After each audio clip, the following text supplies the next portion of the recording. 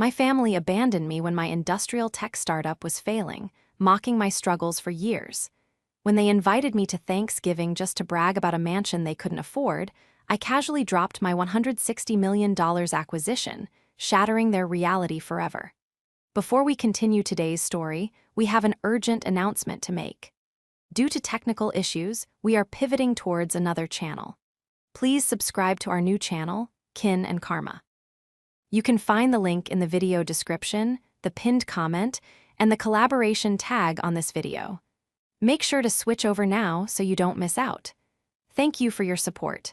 Now back to the story. The mahogany table in the boardroom felt cold against my palms. I pressed my hands flat against the polished wood, trying to ground myself, trying to stop the slight tremor in my fingers. Across from me, 3 lawyers in sharp, tailored suits were neatly stacking piles of documents into thick leather folders. The lead attorney, a man with silver hair and a reassuring smile, slid the final signature page toward me. "Just one more here, Aubrey," he said softly, tapping a heavy, gold-plated pen against the dotted line. "And it's officially done." I picked up the pen. It felt impossibly heavy, a physical manifestation of the last 12 years of my life. 12 years of missed sleep, of panic attacks in the server room, of surviving on stale coffee and sheer, stubborn willpower. I signed my name. "Congratulations," the attorney said, extending his hand. "The acquisition is complete. The transfer of $160 million has been initiated to your private accounts. You've earned this rest." I shook his hand, but my body felt entirely hollowed out. The physical toll of the last few months, the endless negotiations with the acquiring conglomerate, the grueling due diligence, the absolute secrecy required, had left me violently exhausted.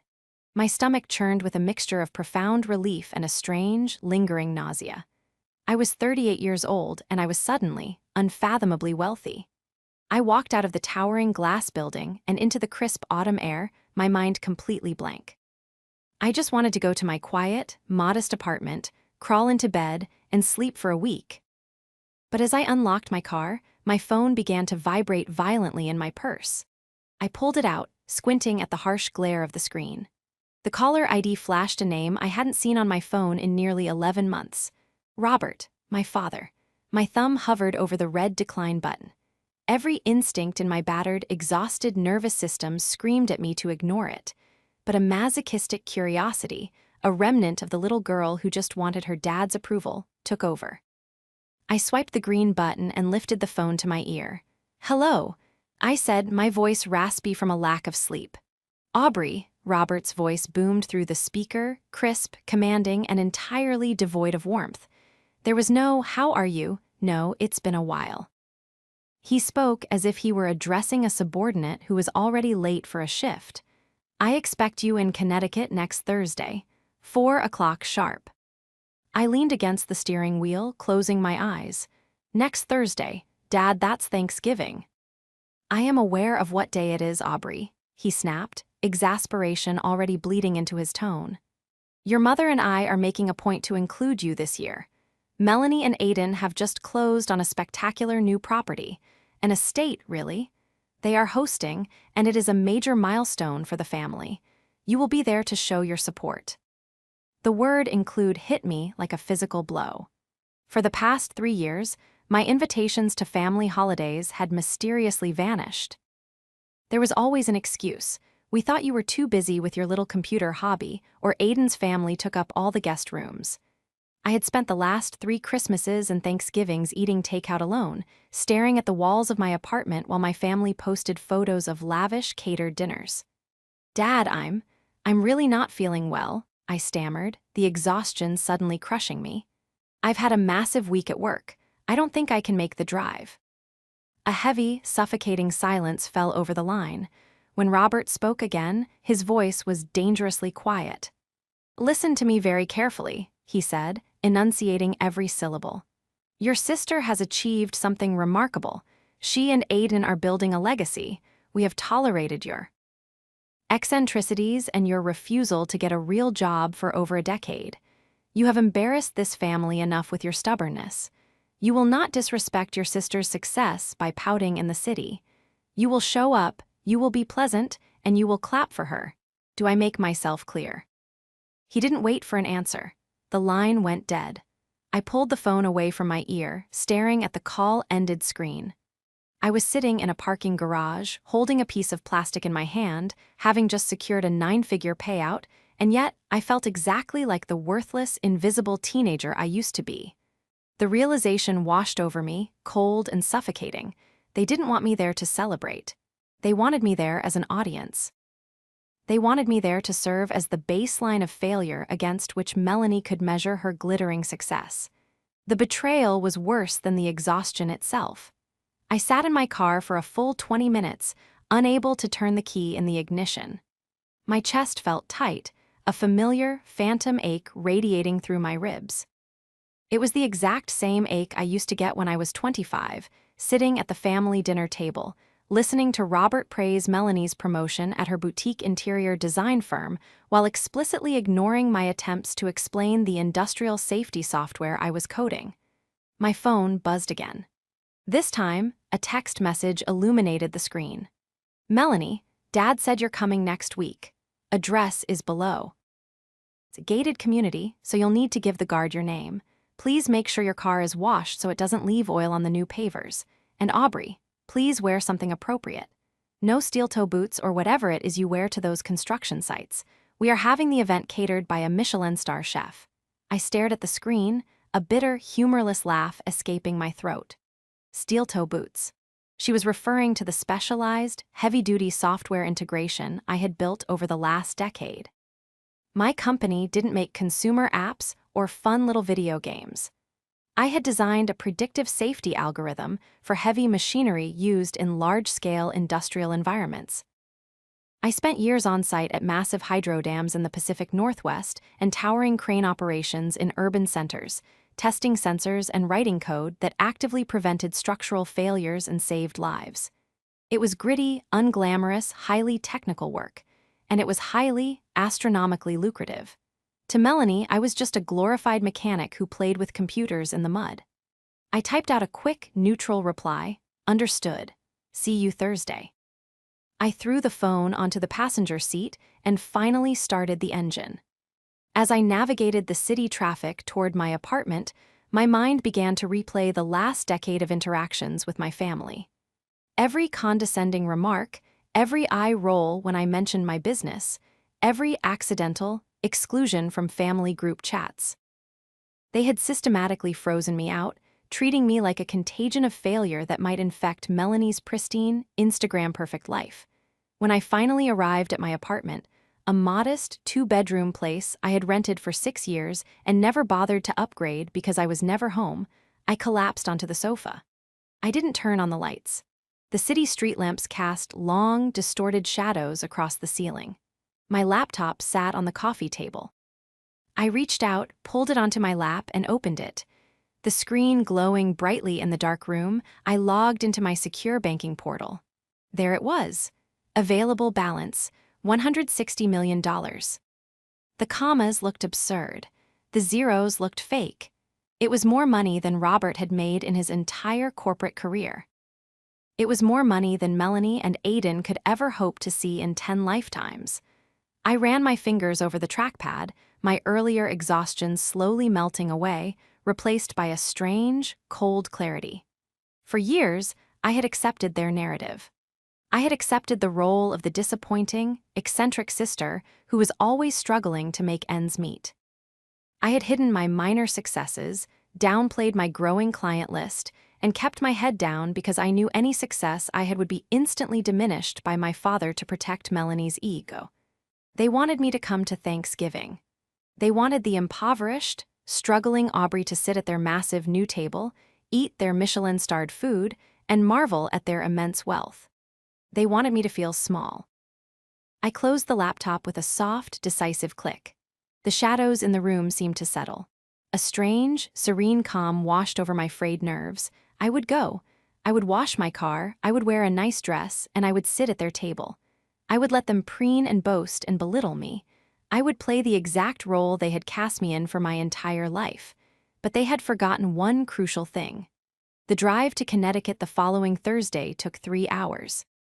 I spent the entire time in absolute silence, letting the hum of the tires on the highway drown out the anxiety that usually accompanied family gatherings. As I drove, my mind drifted back to the defining moment of our family dynamic, the moment I realized exactly where I stood. It was 8 years ago. I was 30 years old and my startup was on the verge of total collapse. I had secured a massive contract to install my predictive safety software at a major hydro dam project, but the upfront hardware costs were staggering. I was out of capital. I had maxed out my credit cards, drained my savings, and was sleeping on a cot in my rented office space. I needed a bridge loan of $15,000 to cover payroll for my 2 engineers, or the company would fold. Desperate, terrified, and swallowing every ounce of my pride, I had driven to my parents' house. It was a Sunday evening. Robert, Julia, Melanie, and her new husband, Aiden, were all sitting in the living room, drinking expensive wine. I remember the exact feeling of the plush carpet under my worn-out sneakers as I stood before them and laid out my business plan. I showed them the contracts. I showed them the projected revenue. I begged, openly and honestly, for a $15,000 loan, promising to pay it back with interest in 6 months. Robert had simply sighed, setting his wine glass down with a heavy clink. "Aubrey," he had said, using that same disappointed, corporate tone he used on the phone last week. "We are not a bank, and frankly, this venture of yours is a sinking ship. You need to cut your losses, update your resume, and get a stable job in it." "Dad, I have the contract," I pleaded, my voice cracking. "I just need the cash flow to build the sensors. This software will revolutionize industrial safety. It's real." "It's a fantasy," Melanie had chimed in from the velvet armchair.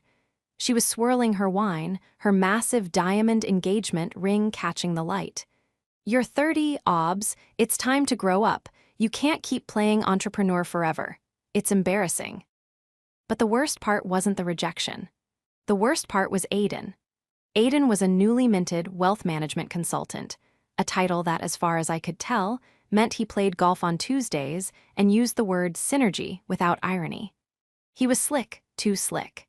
He wore suits that were slightly too tailored, smiled with perfectly bleached teeth, and had an unsettling habit of assessing the monetary value of everything in a room with his eyes. Aiden had leaned forward, resting his elbows on his knees, projecting an aura of false sympathy.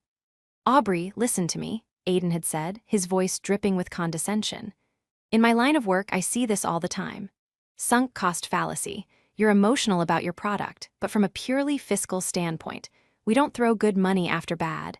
It would be irresponsible of Robert to fund a failing enterprise. I've looked at the market trends you're talking about, and there's just no ROI there."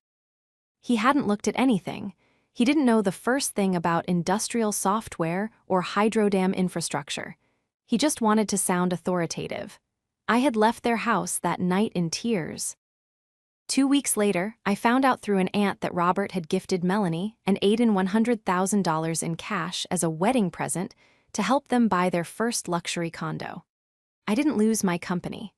I sold my car, moved into a cheaper apartment, took on freelance coding jobs at night, and kept the lights on just long enough to deliver the hydrodam project.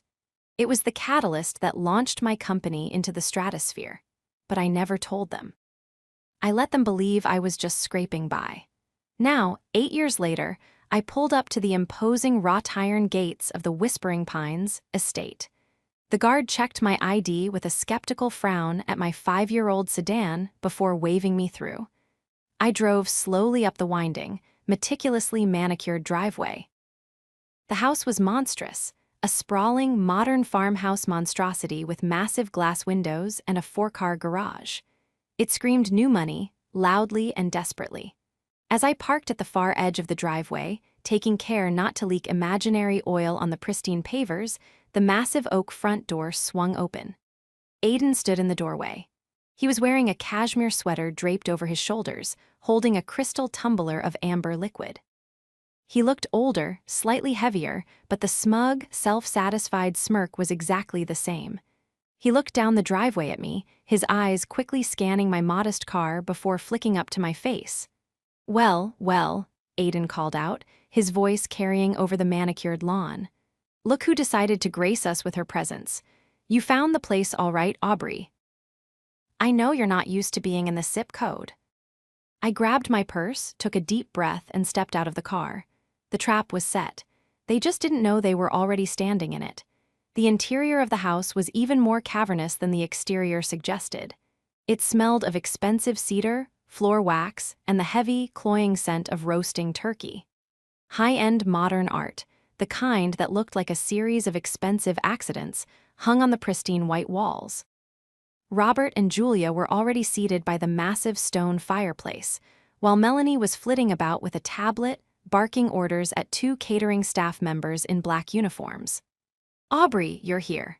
Finally, Julia said, standing up to give me a brief, perfunctory hug that didn't quite involve her chest touching mine.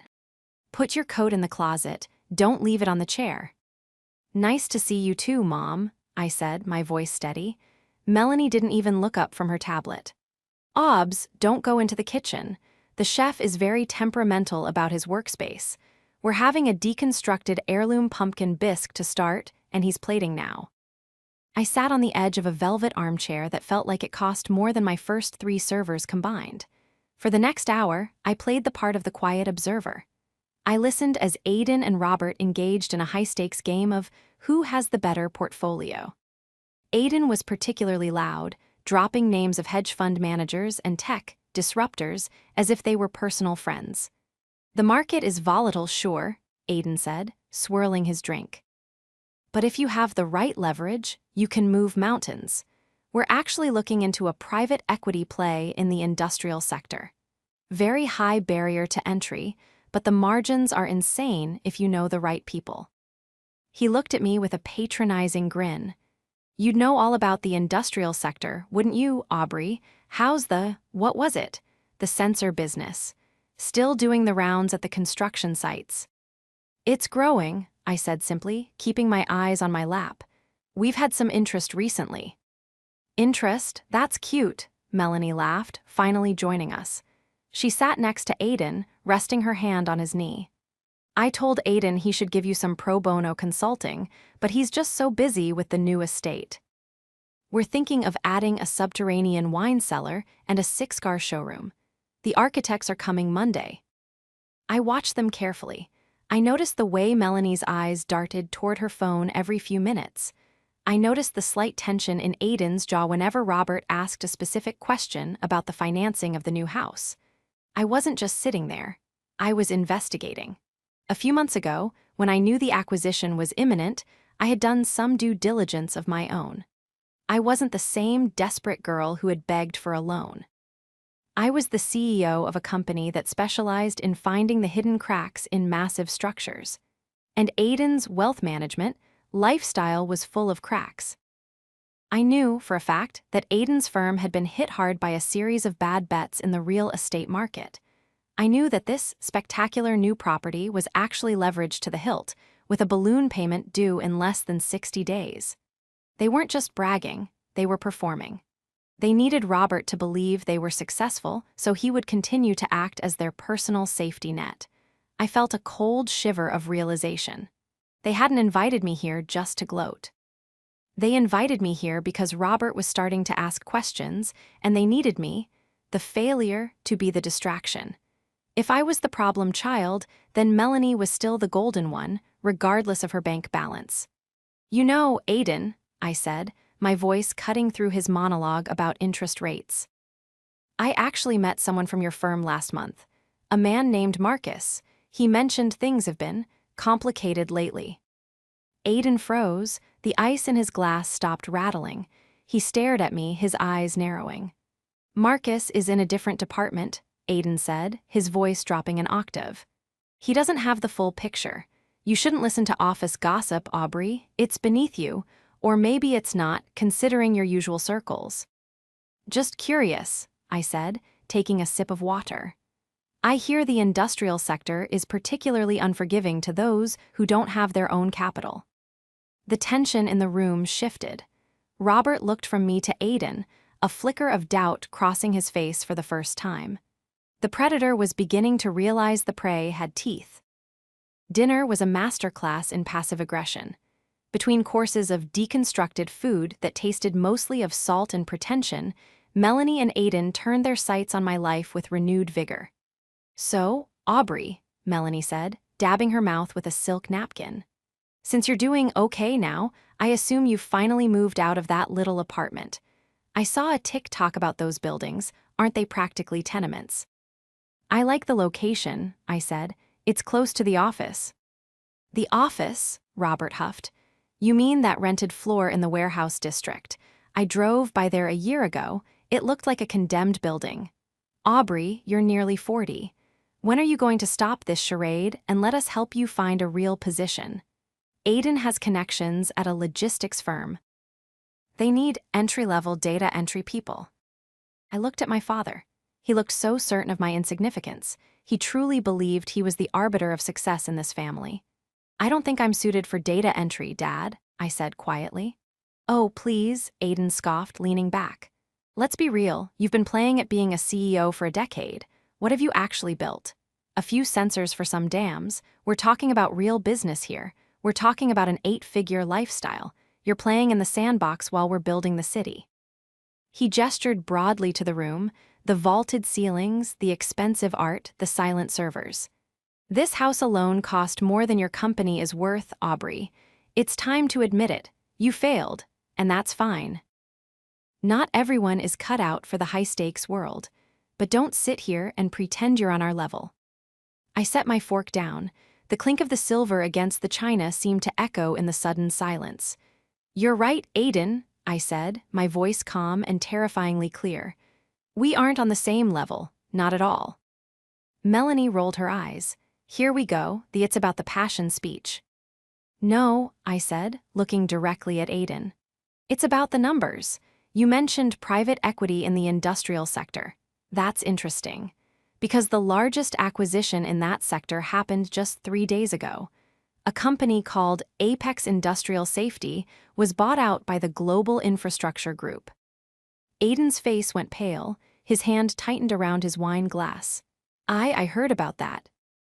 "A small niche player. Lucky timing, probably." "It wasn't a niche player, Aiden. They held the patents for the entire predictive algorithm used by every major hydroelectric plant in North America. They had a 94% market share in crane sensor integration." I leaned forward, the shadows of the candlelight dancing in my eyes. "The acquisition price was $190 million.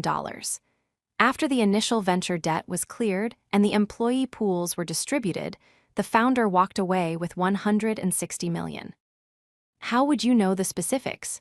Robert asked, his brow furrowed. "That information wasn't in the press release." "I know," I said, "because I spent the last 72 hours in a boardroom signing the closing documents. I know because the money hit my account yesterday morning. And I know because I'm the founder of Apex." The silence that followed wasn't just quiet, it was a vacuum. It sucked the air out of the room. Melanie's mouth actually fell open. Robert just stared at me, his glass halfway to his lips, frozen like a statue. Aiden was the first to move. He let out a sharp, panicked laugh. That's a good one, Aubrey. Really, you almost had me. But we know who you are. We know you're the girl who couldn't even scrounge up 15 grand for payroll." "I couldn't," I agreed. "Because my family refused to help. So I did it without you. And I kept it from you because I knew that the moment I had anything of value, you'd try to claim it as a family win while still treating me like a loser." I pulled my phone from my purse and slid it across the table toward Robert. On the screen was the bank confirmation. "Transaction successful, $160 million. Robert's hand trembled as he picked up the phone. He looked at the screen, then at me, then back at the screen. His face went through a dozen different emotions: shock, disbelief, greed, and finally, a deep, crushing shame. "Aubrey, I had no idea," Robert stammered, his voice losing its booming authority. "Of course you didn't," I said. "You weren't looking. You were too busy watching Melanie spend the money you gave her." "Now, wait a minute." Melanie shrieked, her voice hitting a glass-shattering pitch. "This is a trick. It has to be a trick. You probably just found a screenshot online. There's no way you're a millionaire." You're Aubrey. You wear boots. You work in the mud. I own the mud now, Melanie, I said coldly. Aiden was sweating. Actual beads of perspiration were forming on his forehead. He looked at the phone in Robert's hand as if it were a ticking bomb. Robert, don't listen to her, Aiden said, his voice cracking. Even if it's true, it's just luck. It doesn't change the fact that we're the ones with the long-term vision. We're still the ones who know how to manage this kind of lifestyle. Manage it? I laughed. Like how you're managing the second mortgage on this house, or the $300,000 line of credit you just opened in Melanie's name without telling her. Melanie spun around to face her husband. What? Aiden, what is she talking about? She's lying. Aiden shouted, standing up so abruptly his chair screeched against the floor. She's trying to sow discord because she's jealous of what we have. I'm not jealous, Aiden. I'm informed, I said. I reached into my purse and pulled out a small, folded piece of paper. When I was preparing for the acquisition, my legal team did a background check on everyone even tangentially related to me. Standard procedure for high-value targets. They found your firm's internal audit. Aiden, you didn't leave your last job for better opportunities. You were asked to resign because of irregularities in your client accounts. I turned to Robert. Dad, the investment you gave them for this house, it's gone. It didn't go into the down payment. It went to cover the losses Aiden incurred while trying to short-sell tech stocks 3 years ago. This house is a shell. They don't own it. The bank owns it, and they're already 30 days behind on the primary note. The room descended into chaos. Melanie started screaming at Aiden. Robert was looking at the paper in my hand, his face turning a sickly shade of gray. Julia was weeping quietly into her napkin. Is it true? Robert whispered, looking at Aiden. Aiden didn't answer.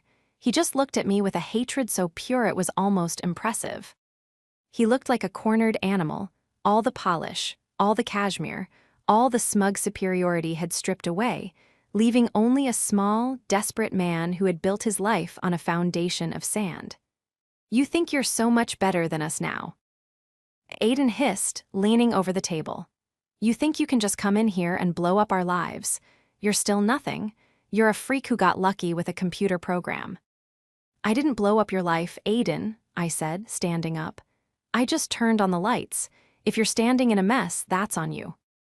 I looked at my family, the people who had made me feel small for 38 years. For the first time in my life, I didn't feel angry. I didn't even feel vengeful. I just felt finished. Dinner was lovely, I said to the room at large, but I think I've had enough. The silence that followed my announcement was heavy, but it didn't last long. As I turned to reach for my purse, the room exploded into a final, desperate symphony of noise. Melanie was now standing, her face a mask of blotchy red fury, pointing a trembling finger at Aiden. You spent my father's money to cover your losses. She shrieked. You told me we were buying this as an investment. You told me we were the it couple of Whispering Pines. I was trying to protect us, Melanie. Aiden barked back, his composure finally shattering. He looked at Robert, his eyes wide and pleading. Robert, listen, the market turned unexpectedly. It was a temporary setback. If I just had another 50,000, I could pivot. I could fix everything. Robert didn't look at him. He was still staring at the phone I had left on the table, the glowing numbers of my bank balance acting as a silent, mocking indictment of every decision he'd made for the last decade. He looked older than I'd ever seen him. The sharp, commanding patriarch had been replaced by a man who realized he had bet on the wrong horse, and he'd done so with a cruelty that could never be taken back. Aubrey, Robert said, his voice cracking. He reached out a hand across the table, his fingers grazing the silk tablecloth. Aubrey, wait. We need to discuss this as a family. This changes things. We can consolidate. With your resources and Aiden's, well, with your resources, we can save the estate. We can keep the family name intact. I stopped. I didn't turn around, but I felt the weight of his words. Even now, after everything, his first instinct wasn't to apologize for the years of neglect or the mocking rejections. His first instinct was to consolidate my success into his control, to use my 12 years of blood, sweat, and server room tears to pay for Aiden's fraud and Melanie's vanity. I turned slowly, meeting his gaze. The family name, Dad. You mean the name you tried to distance yourself from every time I failed. The name you didn't want associated with eccentric software, until that software was worth 9 figures. Aubrey, please, Julia sobbed, finally finding her voice. Don't be like this. We're your parents, we love you. You love the version of me that just handed you a lifeline, I said. Where was this love when I was sleeping on a cot in a warehouse? Where was this family when I asked for a fraction of what you gave Melanie as a wedding gift? I looked at Melanie, who had stopped screaming and was now looking at me with a terrifying, predatory calculation. I could see the gears turning in her head, the realization that her loser sister was now the gatekeeper to the life she so desperately wanted to keep. "Obs," Melanie said, her voice dropping into a sickeningly sweet tone I hadn't heard since we were children wanting to swap chores. "We were just hard on you because we wanted you to succeed. It was tough love, and look, it worked. You're incredible, we should celebrate. Forget the soup, let's open the good champagne." The sheer audacity of it was almost impressive. It was a masterclass in gaslighting. "It didn't work because of you, Melanie," I said. "It worked in spite of you, and there will be no champagne." I walked toward the door, my heels clicking firmly on the expensive wood floors. Behind me, I heard the sounds of the perfect family falling apart. Aiden was trying to grab Robert's arm, Robert was shaking him off, and Melanie was beginning to realize that the catering staff was still standing in the corner, having witnessed every sordid, embarrassing detail of their downfall. I spent the night in a hotel in the city, the kind of hotel I never would have dreamed of booking a week ago. I sat on the balcony, watching the lights of the skyline, feeling a profound sense of peace. The Whispering Pines estate was 3 hours away, but it felt like it was on another planet. The fallout was swift and definitive. Within a week, the news of the Apex acquisition was officially released in the major trade journals, complete with my photo. There was no hiding anymore. My legal team, acting on my instructions, kept a close eye on the situation in Connecticut. Because I had the resources, I made a few strategic phone calls. I didn't want revenge in the sense of causing physical harm, but I wanted justice. I ensured that the bank holding the note on Melanie and Aiden's house received the full internal audit report regarding Aiden's past employment. They didn't wait for the 60-day balloon payment. They initiated foreclosure proceedings within 14 days. Aiden's wealth management career was over. The irregularities I had uncovered were referred to the proper regulatory bodies. He wouldn't be managing anyone's wealth, not even his own, for a very long time. Melanie called me dozens of times. She sent emails ranging from hysterical apologies to vitriolic threats, claiming I was tearing the family apart. I blocked her on everything. I heard through a distant cousin that she and Aiden had moved into a small, 2-bedroom rental, the very kind of tenement she had mocked me for living in. Robert reached out once. He didn't call, he sent a handwritten letter. He didn't ask for money, which I suppose was his last shred of dignity. He simply asked if we could start over. I sat in my new office, a beautiful, sun-drenched space in a building I now partially owned, and read the letter. I thought about the $15,000 loan. I thought about the 3 Christmases spent alone. I thought about the steel-toe boots comment. I didn't reply. Some bridges aren't worth rebuilding, especially when the other side only wants to cross because their own land is on fire. I used a small portion of my fortune to set up a foundation. We provide low-interest bridge loans and mentorship for female founders in the industrial and hardware sectors, the unglamorous businesses that traditional banks and arrogant fathers often overlook. I spend my days talking to women who are sleeping on cots and building sensors in the mud. I tell them that they aren't failures, and I tell them that the people who mock them are usually just afraid of how far they'll go. As for me, I still wear my boots when I go on site. But now, when I walk onto a hydro dam or a construction project, I'm not there to beg for a contract. I'm there because I own the company that makes the world a safer place. I stood up from my desk, looking out at the city. The tremor in my fingers was gone. The hollowness in my chest had been filled with a quiet, steady strength. I was Aubrey, I was a founder, and for the first time in my life, I was truly, completely home.